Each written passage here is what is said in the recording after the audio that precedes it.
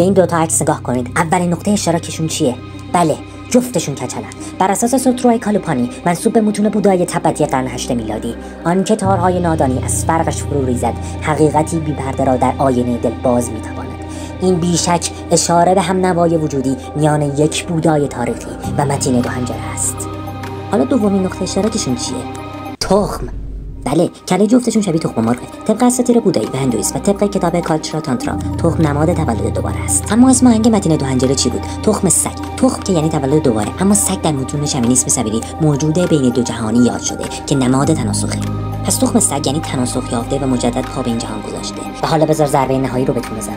طبق تذکرات الاولیای تبتی منسوب به میالارابها قرن 11، آنکه با دو حنجره به سرایت حامل صدای هزاران بودای گذشته و آینده است. واو! پس متین دو حنجره در واقع یک راهبی بودای تناسخ یافته است که دوباره اومده و دنبال یارانشه و حتی توی آهنگش میگه من تنها نذار، بیاید سمت من، تنهام نذارید.